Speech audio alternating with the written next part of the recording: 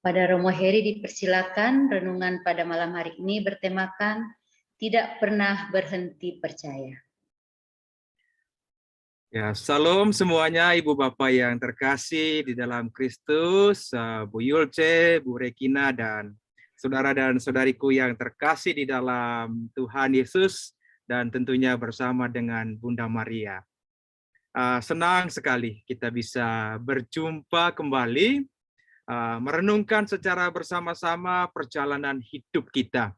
Dan tentunya ya perjalanan bersama dengan Bunda Maria ya selama sebulan ini, dan tentu saya percaya kita ya punya pengalaman-pengalaman rohani yang sungguh meneguhkan dan kesempatan untuk berbagi satu dengan yang lainnya.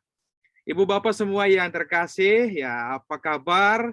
Tentu saya berharap, saya mendoakan sehat selalu, yang sementara saat ini mengalami pergumulan karena sakit penyakit, ya kita doakan secara bersama-sama. Yang juga yang mengalami pergumulan ekonomi karena mungkin dompet sudah kering di akhir bulan ini, ya kita doakan biar Tuhan mencukupi semuanya. Atau juga masalah-masalah atau pergumulan-pergumulan lain, kita satu hati di dalam doa. Seperti yang sudah diberitahukan tadi bahwa tema kita malam hari ini adalah tidak pernah berhenti percaya. Wow, tema yang sangat menantang Ibu Bapak semua yang terkasih, karena sebagai manusia yang lemah, sebagai pengikut Tuhan yang kadang naik turun dengan ya gelora kehidupan ini, ya iman kita juga kadang-kadang antara percaya atau bahkan tidak percaya. Tapi malam hari ini saya mengajak kita semua untuk masuk secara lebih mendalam lagi, tidak pernah berhenti percaya. Baik Ibu Bapak semua yang terkasih, kalau Bu Yulce di sini, setelah melihat gambar yang pertama di PowerPoint ini, apa yang ada di dalam hati Bu Yulce? Silakan, atau Ibu Regina, atau ibu-ibu, bapak-bapak yang lain. Silakan buka saja, kita saling sharing malam hari ini. Apa yang terlihat? Gitu, jangan fokus dulu ke foto sayanya. Silakan Bu Yulce. Seperti jumbai jubah ya, Romo ya. Wow, sudah keren sekali nih. Iya. Ada lagi yang lain? Silakan.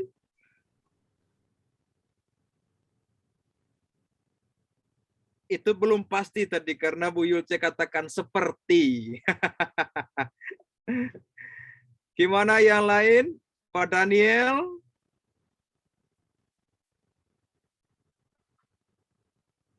Bu Patricia? Bu Lili Wong? Saya tanya dulu yang dekat-dekat di Hong Kong. Gitu. Lalu setelah itu saya tanya yang lain. Apa yang terlihat di sini? Silakan saja, sharing-sharing saja. Itu altar, Romo. Altar, terus jubah, jumbai jubah. Wow. Sepertinya kalau saya lihat yang di samping itu, sepertinya jubahnya Maria of Teresa. Oke. Mirip-mirip, hampir ke sana. Ya. 70, 80, 90%. Ada yang mau 100%? Kalau mau 100%, nanti saya siapkan kirim sepeda dari Hong Kong. Baik Ibu Bapak semua yang terkasih, saya sengaja angkat foto ini. Ini adalah sebuah perjalanan rohani saya secara pribadi. Perjalanan rohani ini kurang lebih 3 tahun yang lalu, ketika ya bersiarah ke Israel, dan sampailah saya ke tempat ini, tempat di mana Yesus menyembuhkan seorang perempuan yang sudah 12 tahun menderita pendarahan. Dan bagaimana kisahnya itu sebentar kita sama-sama mendalaminya. Tetapi secara pribadi, hari yang ke-6 ya grup saya ya masuk ke ya tempat ini di dalam ruangan. Ya setelah kami tour guide-nya mengajak kami untuk masuk ke ya ruangan yang paling dalam ini. Dan seperti yang sudah dikatakan tadi bahwa memang benar itu ada altarnya di situ. Dan begitu saya masuk, mata saya itu tertuju pada gambar ini. Saya kemudian diam sejenak dan saya berlutut. Ketika saya berlutut, ada sesuatu yang beda yang saya rasakan pada saat itu. Pengalaman-pengalaman ke Israel selalu menarik. Tetapi ini yang membuat saya merenung sejenak, berlutut dan kemudian melihat gambar ini secara dalam. Tidak hanya pakai mata biasa saja, tetapi saya coba masuk dalam permenungan, saya tutup mata, lihat itu secara mata rohani. Dan bagaimana saya masuk ke dalam diri saya merenungkan perjalanan hidup saya. Sakit, penyakit, pergumulan, begitu banyak sekali. Dan begitu masuk di tanah suci, dan kemudian khususnya di ruangan ini, melihat gambar, apalagi tempat di mana Yesus menyembuhkan perempuan itu, saya dalam hati berkata, Tuhan, saya adalah orang sakit. Saya adalah orang berdosa. Kemudian, ya saya setelah merenung dan dalam doa, saya sengaja untuk ambil foto ini dan berupaya supaya tangan saya itu masuk ke jubah Tuhan Yesus. Ini dalam permenungan saya. Dan kemudian saya abadikan gambar ini sebagai sebuah memori bahwa saya pernah dan akan dan selalu disembuhkan oleh Tuhan Yesus apapun sakit penyakit saya. Dan ketika saya selesai semuanya itu, saya masuk lagi ke ruangan atas, dan begitu masuk kepada sesi sharingnya, saya langsung memilih pengalaman rohani yang sangat mendalam ini. Saya berlutut dan saya merasakan kekuatan yang beda sekali.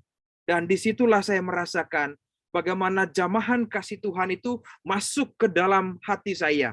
Dan kemudian bagaimana tangan saya itu sampai ke jubah Tuhan. Itu dalam permenungan refleksi saya kemudian. Dan begitu selesai masuk refleksi ini, hati saya pun begitu lega.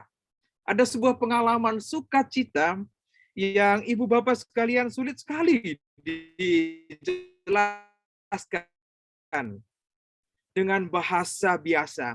Tetapi saya mau katakan bahwa ya Tuhan itu dokter yang sangat luar biasa. Yang menyembuhkan tidak hanya fisik, tetapi lebih kepada yang rohani. Pengalaman jatuh bangun kemudian diangkat oleh Tuhan. Dan bagaimana saya dan tentunya orang lain juga merasakan hal yang sama. Karena itu pengalaman di Israel pada saat itu saya mau bagikan pada malam hari ini. Kesempatan yang sangat istimewa ini, saya akan membacakan kisahnya itu yang diambil dari Injil Matius bab 9 ayat 20 sampai 22. Atau kalau tidak keberatan, saya minta Ibu Patricia untuk membacakan teks ini. Bu Patricia, silakan Bu Patricia. Apakah bisa melihat teksnya?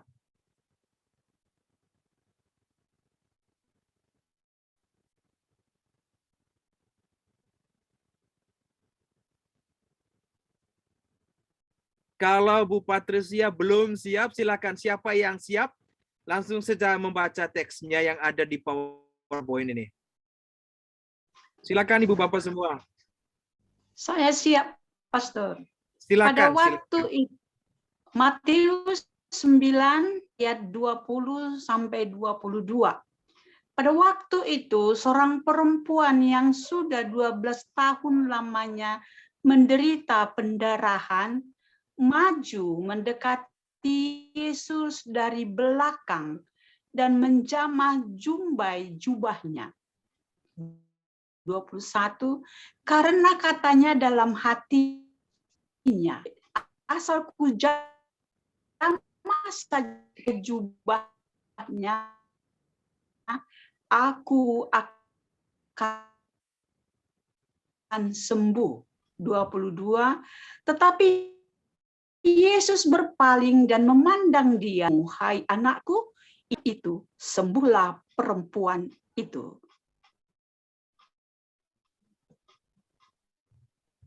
Baik, terima kasih banyak Ibu. Ya, pembacaan yang sangat luar biasa, membacakan sekaligus mewartakan. Kita merenungkan bagaimana kisah yang sangat dalam ini, melihat mujizat Yesus secara umum dulu. Ya, saya coba untuk lihat-lihat kembali lagi perjalanan bagaimana Yesus dengan mujizat-mujizatnya. Mujizat yang pertama itu sebetulnya mujizat penyembuhan. Di dalam mujizat penyembuhannya, salah satu itu adalah perempuan sakit pendarahan disembuhkan oleh Tuhan Yesus. Dan dari banyak mujizat-mujizat yang dibuat oleh Tuhan Yesus, yang paling banyak itu adalah mujizat penyembuhan. Seperti yang kita ketahui, bagaimana ya orang buta ya bisa melihat, orang tuli bisa mendengar, yang sakit kusta kemudian ya bisa berjalan, dan juga ya banyak sekali orang-orang sakit pada saat itu yang disembuhkan oleh Tuhan Yesus. Ini proses yang pertama tentang penyembuhan, dan dari antara 4 mujizat yang dibuat oleh Tuhan Yesus, jenisnya ada 4 itu. Mujizat yang paling banyak seperti yang saya katakan tadi itu adalah mujizat penyembuhan. Lalu yang kedua itu adalah mengusir roh jahat. Ya, bagaimana ya seorang anak laki-laki yang sakit ayan dan bisu kemudian ya rohnya itu diusir oleh Tuhan Yesus. Lalu juga kisah tentang ya putri perempuan Sirofenisia, atau juga orang yang kena ya roh jahat legion itu dan kemudian berhasil dikalahkan atau diusir oleh Tuhan Yesus. Ini yang kedua, yaitu mengusir roh jahat. Yang paling banyak kita ketahui adalah itu membangkitkan orang mati. Yang kisah tentang di Nain, bagaimana anak seorang janda itu dibangkitkan. Lalu kemudian anak perempuan Yairus juga itu dibangkitkan. Dan yang paling banyak dipakai khususnya pada waktu ya misa penguburan atau yang berhubungan dengan kematian, itu adalah itu kisah tentang ya kebangkitan Lazarus sendiri. Dan yang terakhir itu adalah menguasai alam. Bagaimana tentang ya peristiwa mujizat pertama Yesus di Kana itu air kemudian diubah menjadi anggur. Dan ya tentang makanan, lalu kemudian tentang ikan, lalu juga angin ribut itu diredakan oleh Tuhan Yesus. Maka kemudian 4 mujizat yang berhubungan dengan penyembuhan, pengusiran setan, dan kemudian orang mati dibangkitkan dengan situasi alam, inilah yang ditunjukkan oleh Tuhan Yesus kepada orang-orang pada saat itu, bahwa Dia adalah Allah yang hidup, yang menguasai segala sesuatu. Karena itu Ibu Bapak semua yang terkasih, sebelum kita masuk kepada ya bagaimana proses tadi penyembuhan yang terjadi yang dialami oleh perempuan yang 12 tahun pendarahan itu, kita lihat di sini catatan kitab sucinya itu tempat kejadiannya itu ada di Laut Tengah di Galilea. Nah, ini Betsaida. Lalu di sampingnya itu ya tidak jauh dari Nazaret. Dan kemudian ya kisahnya itu ada di antara sini. Maka kemudian kisah yang paling itu menguatkan hati kita tentang penderitaan pendarahan itu menghantar kita, oh ternyata memang ya perjalanan Yesus, khususnya bagaimana mujizat-mujizat yang dibuat oleh Yesus itu sekitar di daerah sini saja, Galilea. Ya memang di Yerusalem Yesus tidak banyak membuat mujizat, hanya 2 saja yang dibuat oleh Tuhan Yesus tentang ya seorang yang sudah menunggu di air itu tunggu beberapa puluh tahun dan kemudian tidak ada yang membantu dia, dan kemudian di dekat pintu bait Allah itu ya Yesus bertanya, maukah engkau sembuh? Dan itu menjadi sebuah kekuatan bagi dia, ya Tuhan saya mau sembuh. Ya sudah bertahun-tahun dia tunggu di situ, dan ternyata memang ya kisah di situ itu menghantar Yesus bahwa memang yang paling banyak mujizat yang dibuat oleh Tuhan Yesus adalah di sekitar daerah Galilea. Nah, Ibu Bapak semua yang terkasih, kalau kita melihat pada ayat yang ke-20 tadi, ada seorang perempuan itu yang sakit pendarahan selama 12 tahun. Waktu yang tidak mudah memang ya, 12 tahun. Kita bayangkan saja kita sakit beberapa itu minta ampun, apalagi yang bertahun-tahun bahkan 12 tahun. Nah, memang pada konteks saat itu orang sakit apa saja, entah itu sakit kusta ataupun yang berhubungan dengan pendarahan itu adalah di mata orang-orang Yahudi itu adalah najis. Karena memang tertulis dalam kitab Imamat bab 15 ayat 19 itu. Orang yang pendarahan itu ya tidak boleh disentuh atau tidak boleh dia menyentuh orang lain. Maka kemudian dia harus cuci dirinya, mandi, dan sampai bersih sebelum itu matahari itu terbenam. Maka kemudian teman-teman, ibu bapak semua yang terkasih, bagaimana situasi orang yang sakit? Entah itu sakit pendarahan, entah itu sakit yang lain, kusta, buta, dan semuanya, itu selalu dihubungkan dengan dosa. Ya, itu memang benar bahwa konteks pada saat itu orang yang mengalami situasi seperti itu adalah orang-orang berdosa. Maka kemudian ibu bapak yang terkasih, sakitnya itu di sini yang menghantar kita pada refleksi kemudian, ya ternyata memang yang paling utama itu adalah bagaimana situasi batin orang itu. Ada sebuah arah balik yang tidak biasa. Tidak biasa bahwa ya seperti kalau orang yang sehat, maka kemudian dia akan berelasi dengan yang lain. Maka di sini yang paling dia rasakan itu adalah situasi sosial. Itu dia dikucilkan. Dia di pengalaman diskriminasi itu pasti. Apalagi kalau orang yang sakit kusta, untuk kasih makan saja itu dia tinggal dalam tempat yang jauh gitu, lalu kemudian entah itu di gua atau di mana saja, dan kemudian kalau ada orang yang mau kasih makan, maka kemudian ada tali yang masuk ke dalam gua itu, makanan itu masuk diikat dalam tali, kemudian masuk ke dalamnya. Karena memang orang-orang yang sakit seperti itu tidak boleh bersentuhan dengan yang lain. Maka secara sosial, waduh dia itu tidak nyaman. Sakit itu di sini katanya. Karena tidak boleh bertemu keluarga. Dan juga banyak pengalaman-pengalaman setelah dari sosialnya, apalagi medisnya. Yaitu kurang darah, pendarahan. Karena setiap saat itu bisa jadi pendarahan. Maka kemudian ya wanita yang 12 tahun sakit pendarahan ini pasti memang situasi fisiknya memang tidak ditulis dalam kitab suci situasi fisiknya. Tapi kita bisa bayangkan, bisa jadi dia sangat kurus sekali dan memang secara medis itu kurang darah. Nah, yang berikutnya, orang seperti ini adalah orang-orang miskin. Tidak punya harta, dia berupaya untuk bisa jadi ke tabib. Memang mungkin saat itu tidak ada dokter, tidak ada rumah sakit, tetapi ya lebih banyak ke tabib. Maka kemudian tidak mudah bagi orang-orang yang sakit seperti ini, ya miskin, tidak punya uang untuk bisa bertemu atau ya bisa berobat ke tabib. Maka kemudian di sini secara rohani apalagi? Maka tidak bisa beribadah. Dia atau mereka tidak bisa pergi ke sinagoga atau ke bait Allah. Situasi arah balik inilah yang secara fisik saja dia sudah sengsara sekali. Apalagi secara mentalnya itu pasti saja itu double secara fisiknya. Maka kemudian kalau kita renungkan, sebelum dia berjumpa dengan Tuhan Yesus, ada sebuah kekuatan rohani yang ada di dalam dirinya. Dalam hatinya dia berkata, wah, asal ku jamah jumbai jubahnya, maka aku akan sembuh. Ini keyakinan yang ada di dalam dirinya. Bisa jadi dia dengar tentang Tuhan Yesus itu ya dari ya kata orang, atau kemudian ya bagaimana pengalaman orang lain itu diceritakan kepada dia, atau mujizat-mujizat yang dibuat oleh Tuhan Yesus. Maka kemudian ada sesuatu yang mendorong dia, di dalam hatinya sudah ada kata ini atau kalimat ini.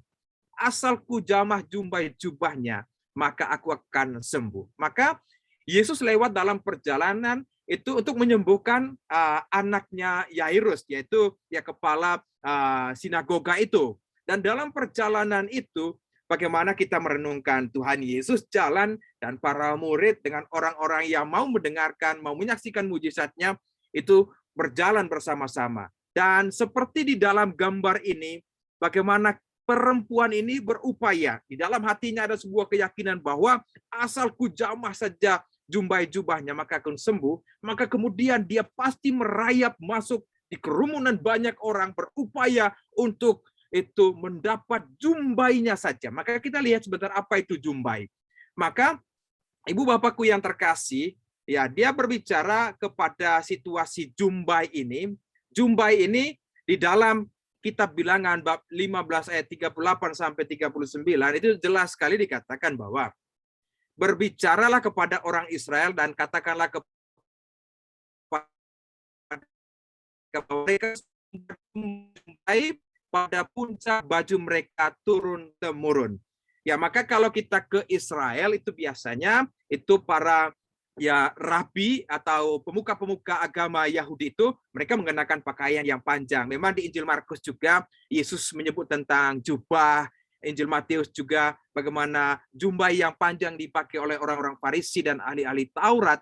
Itu mau menunjukkan bahwa ini bagian tidak hanya secara simbolis saja, tetapi ini adalah itu simbol kesetiaan mereka terhadap ya hukum Taurat. Maka kemudian kalau kita lihat gambarnya ini, Bu Bapak semua yang terkasih, ini modelnya bagian bawahnya ini jumbainya. Jubahnya masih beda lagi. Hanya jumbai saja yang muncul di sini.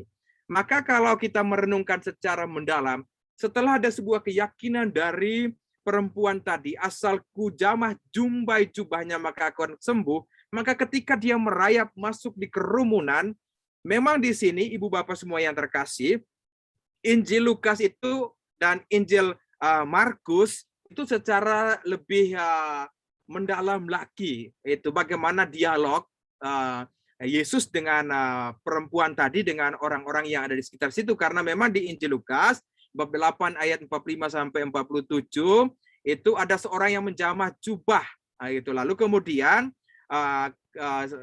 ada sebuah kuasa yang keluar dari diriku, itu kata Yesus itu. Ketika perempuan itu melihat bahwa perbuatan itu ketahuan, ia datang dengan gemetar tersungkur depannya dan menceritakan kepada orang banyak apa sebabnya ia menjamah dia dan bahwa ia seketika itu juga menjadi sembuh. Ini dalam Injil Lukas. Nah, kita bisa lihat di Injil Markusnya. Sama juga bahwa engkau melihat, ini jawaban dari para murid. Engkau melihat bagaimana orang-orang ini berdesak-desakan dekatmu. Dan engkau bertanya, siapa yang menjamah aku? Lalu ia memandang sekelilingnya untuk melihat siapa yang telah melakukan hal itu. Perempuan itu yang menjadi takut dan gemetar ketika mengetahui apa yang telah terjadi atas dirinya, tampil dan tersungkur depan Yesus dan dengan tulus memberitahukan segala sesuatu kepadanya. Ini sebuah kisah yang beda dengan ya Injil Matius yang kita bacakan tadi. Injil Matius tidak menjelaskan proses ini, tetapi Injil Markus dengan Injil Lukas itu menjelaskan proses yang ada ini. Maka kemudian dialog itu terjadi yang kemudian Yesus sampai pada akhirnya mengatakan bahwa ya engkau gitu telah sembuh, dan kita melihatnya di sini proses yang ada juga pada bagian ya seperti boleh dikatakan di pertengahan ini, masalah itu bisa timbul. Karena kenapa masalah bisa timbul? Itu orang sering itu mempermasalahkan peristiwa penyembuhan ini mengenai tenaga yang keluar dari Yesus. Karena memang pada saat itu ada sebuah keyakinan ketika menjamah jumbai saja, itu ada sebuah kekuatan yang keluar dari diri Tuhan Yesus. Karena kita bayangkan, orang berbondong-bondong ikut dia, mendengarkan kata-katanya, dan kemudian sampai kepada menyaksikan mujizat-mujizat yang dibuat oleh Tuhan Yesus. Maka kemudian penjelasan yang paling pasnya di sini bahwa ketika orang mempersoalkan itu tenaga yang keluar dari dalam dirinya, kalau Ibu Bapak semua biasa nonton film-film yang ada kekuatan-kekuatan mistis itu, misalnya wah bisa terbang seperti Wiro Sableng dulu, atau juga film-film yang lain itu seperti keluar asap dan yang lain-lain, maka kemudian itu konteks mistis itu bisa dibawa kepada situasi seperti ini. Maka juga dalam kisah yang lain juga bagaimana Yesus menyembuhkan orang-orang sakit. Ada yang mengatakan dengan kekuatan itu Beelzebul. Nah, tapi sebuah pernyataan yang sangat-sangat jelas bagi kita bahwa Yesus adalah Tuhan dan bukan tokoh mistik di sini. Ini bedanya. Tuhan, dia menguasai, dia mampu menyembuhkan. Dan peristiwa itu terjadi itu bukan karena kekuatan mistik yang ada, tetapi karena kasih Tuhan itu sendiri. Maka pertemuan atau perjumpaan dengan Yesus itu jauh lebih penting bagaimana relasi antara perempuan tadi dengan pernyataan Yesus pada bagian akhirnya, hai anakku, imanmu telah menyelamatkan engkau. Nah, Ibu Bapak semua yang terkasih, kita melihat bagaimana Yesus sampai kepada situasi ini. Nah, sampai saat ini, saya ingin bertanya kepada ibu-ibu, bapak-bapak semua yang terkasih, perasaan bagaimana tanggapan Ibu Bapak semua ketika menyaksikan peristiwa ini. Peristiwa perempuan yang berupaya sekuat tenaga masuk ke dalam terobosan banyak orang karena ada sebuah keyakinan, asalku jamah saja jumbai jubahnya, maka aku akan sembuh. Nah, sebelum saya lanjut, saya ingin bertanya sekali lagi. Silakan buka mic-nya, sharing pengalaman iman kita atau pengalaman bagaimana perempuan tadi berupaya dengan sekuat tenaga itu untuk mendapat itu penyembuhan dari Tuhan. Silakan mungkin dari Ibu Katarina atau dari Bu Patricia Hong Kong. Silakan. Apa yang Ibu rasakan tadi? Ibu lihat atau ada sesuatu pengalaman rohani, sakit penyakit yang Ibu alami, silakan. Atau yang lain. Monggo, silakan Ibu Bapak semua yang terkasih.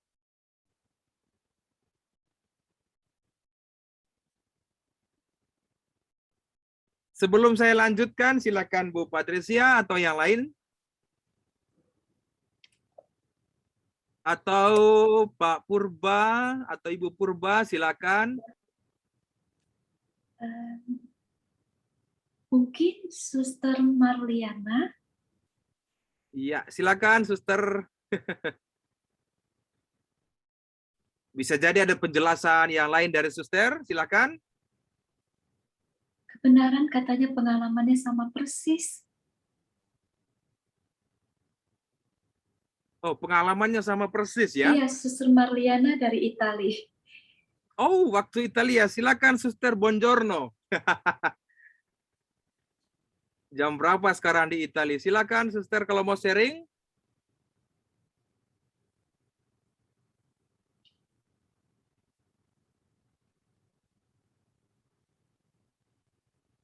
Atau yang lain? Ibu Catherine? Atau kembali lagi ke Bu Patricia, gimana?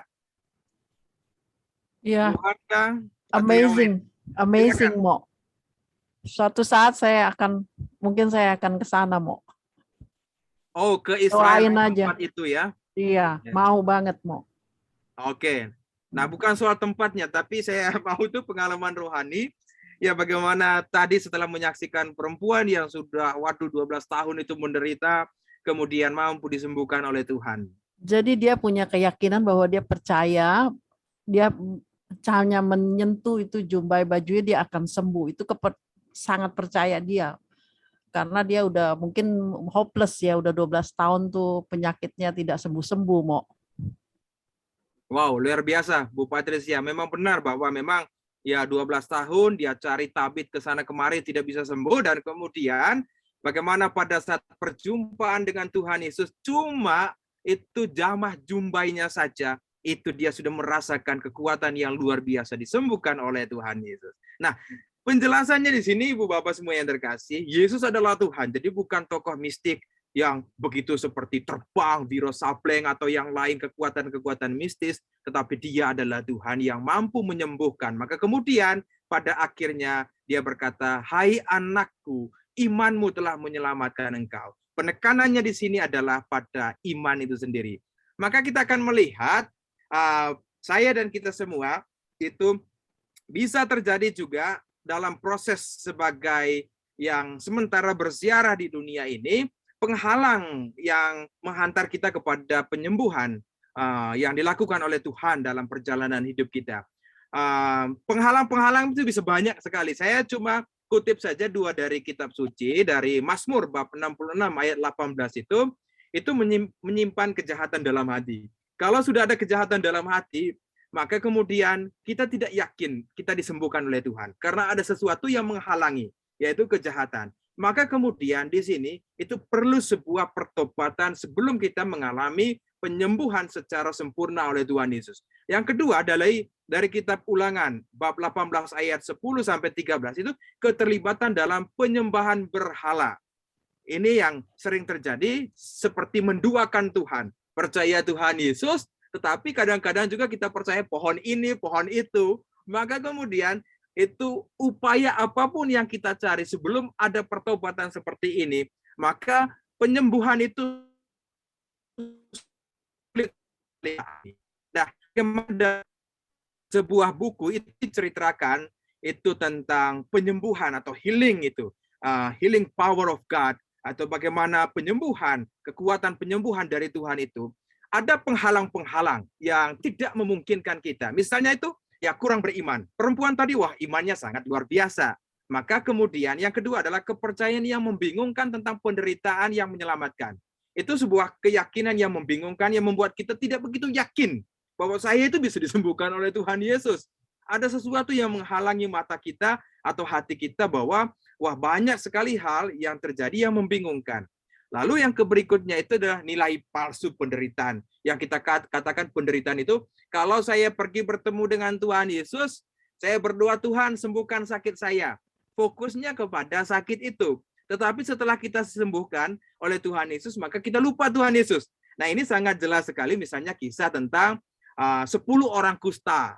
Wah, 9 itu sudah pada kemana-mana, cuma orang satunya saja yang bukan orang Yahudi yang kembali datang bersyukur berterima kasih kepada Tuhan. Nah, nilai palsunya di sini karena kita carinya itu yang instan saja, yang bisa secepatnya disembuhkan, tetapi kita lupa untuk bersyukur. Lalu yang berikutnya itu ya dosa yang belum diampuni atau tidak berdoa secara khusus. Pergi saja tanpa ada sebuah persiapan batin. Ada sebuah keyakinan bahwa melalui doa itu kekuatan doa itu mampu itu merubah segalanya. Tapi kalau memang kita tidak berdoa, ya seperti dia katakan oleh Ibu Teresa dari Kalkuta, ya dikit berdoa ya dikit rahmatnya. Tidak berdoa tidak punya rahmat. Tapi kalau banyak doanya, banyak rahmatnya. Ya, rahmat Tuhan itu ditunjukkan dengan cara Tuhan sendiri, bukan dengan cara kita. Maka kemudian itu pengalaman-pengalaman yang lain. Oh, pokoknya saya mau itu disembuhkan oleh Tuhan Yesus saja. Sementara kalau sakit yang berhubungan dengan fisik, misalnya kita tolak ke rumah sakit, ini juga tidak. Nah, maka itu bisa menjadi penghalang. Maka kemudian secara rohani, ya kita percaya kepada Tuhan Yesus, tapi kita percaya juga terhadap dokter, suster, obat-obatan yang ada. Lalu alasan-alasan yang lain saya sebutkan saja, ya orang lain itu bisa menjadi alat penyembuh, tetapi kita tidak percaya. Atau ada masalah relasi kita dengan Tuhan, dengan sesama, atau dengan diri sendiri yang belum terselesaikan. Karena itu, pada malam hari ini saya mau tekankan, tidak pernah berhenti percaya dengan beberapa alasan. Yang pertama, karena Tuhan dapat melakukan apapun juga. Ya, Dia menyembuhkan siapa saja, kapan saja, dan di mana saja. Ya, kita terbatas. Tetapi Tuhan itu tidak terbatas loh. Di kapan saja, di mana saja, ketika hati kita bertanya, ketika hati kita menyerahkan segala sakit penyakit kita kepada Tuhan, maka pengalaman penyembuhan itu tadi sungguh-sungguh dirasakan. Maka di sini Ibu Bapakku yang terkasih, ketahuilah Allah kita itu Allah perkasa. Dalam kitab Ayub bab 36 ayat 5 itu, keperkasaan Allah itu sungguh-sungguh nyata dalam setiap perjalanan hidup bangsa Israel. Khususnya pengalaman ya perempuan yang sakit pendarahan tadi. Maka kemudian alasan yang kedua, mengapa kita harus tetap percaya kepada Tuhan adalah Tuhan Yesus tidak pernah berkata tidak untuk siapapun yang minta penyembuhan. Tidak ada kata tidak. Bisa jadi ya bahwa ketika kita berdoa minta penyembuhan, waktu Tuhan itu beda dengan waktu kita. Ya, tertunda bukan berarti gagal sama sekali. Tunda itu berarti adalah cara Tuhan kita untuk memampukan kita lebih banyak bersyukur dan lebih banyak meminta lagi kepada Dia. Maka ketika doa kita mungkin belum jawab hari ini, besok, atau lusa, itu bukan akhir dari segala-galanya. Karena dalam diri Tuhan Yesus itu tidak ada kata tidak. Maka kemudian kita merenungkan bahwa perjalanan hidup ini adalah perjalanan pada waktu Tuhan sendiri. Maka ada lagu, ya waktu Tuhan itu waktu yang terbaik. Nah, kalau kita melihat saja, iman kita itu seperti ya biji sesawi. Kecil mungkin yang kita rasakan tidak mampu di hadapan Tuhan. Seperti perempuan tadi secara sosial bahwa dia tidak diperhatikan. Apalagi dia perempuan pada konteks budaya pada saat itu yang paling utama adalah laki-laki. Tetapi kemudian dia berani keluar dari dalam dirinya untuk menerobos masuk itu tangannya untuk diulurkan kepada jubah Tuhan Yesus. maka yang terangkan. Tetapi kalau kita lakukan dengan iman yang besar, maka kekuatan itu ada di dalamnya. Maka bagian yang ketiga adalah iman. Kembali lagi apa yang dikatakan sharing sahabat kita tadi adalah iman itu di atas segala-galanya. Maka kemudian dia tancap gas dalam tindakannya. Jadi dia tidak hanya dalam hatinya saja asal kujamah jubahnya, tetapi dia langsung ke actionnya. Dia langsung saja buat terobos masuk, maka benar dalam kitab Yakobus bab 2 ayat 17 itu iman tanpa perbuatan adalah mati. Maka kemudian ya kita dan orang sakit. Kalau kita merenungkan, gambar ini saya ambil, kebetulan gambarnya ada di Hong Kong. Ada seorang Romo Omi, namanya itu Romo John Waterspoon. Ya, dia melayani orang-orang sakit siapa saja, rumah yang sederhana, khususnya pada saat pandemi Omikron yang melanda Hong Kong, dia terima banyak orang sakit masuk di sini. Dan di situ dia tulis bagian depannya itu Dr. Jesus.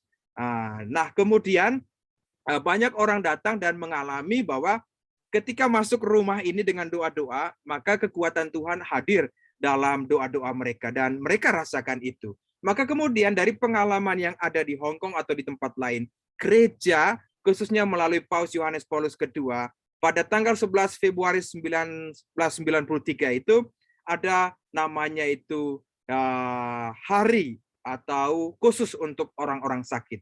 Mendoakan orang-orang sakit. Hari Minggu khusus mendoakan orang-orang sakit. Karena khususnya untuk tahun 2022 ini, sakit yang paling banyak kita rasakan adalah sakit karena situasi pandemik yang ada. Maka temanya itu hendaklah kamu murah hati sama seperti Bapa adalah murah hati. Dari Injil Lukas bab 6 ayat 36 yang mengajak saya dan seluruh umat kita semua, Paus Fransiskus meminta kita untuk bermurah hati. Bermurah hati berarti bahwa tidak hanya berdoa untuk kesembuhan diri sendiri, tetapi juga berdoa bagi kesembuhan orang lain. Maka tadi dalam doa Rosario kita, ya kita ingat juga bahwa kita disembuhkan, maka kemudian orang lain disembuhkan. Maka benar yang dikatakan, diberkati untuk memberkati. Dan inilah kekuatan dasar dari kitab suci, dari surat Yakobus bab 5 ayat 14 sampai 15. Saya bacakan untuk ibu bapak semua yang terkasih. Kalau ada yang sakit, hendaklah ia memanggil pemimpin-pemimpin jemaat. Dan hendaklah pemimpin-pemimpin itu mendoakan orang yang sakit itu dan mengolesnya dengan minyak atas nama Tuhan.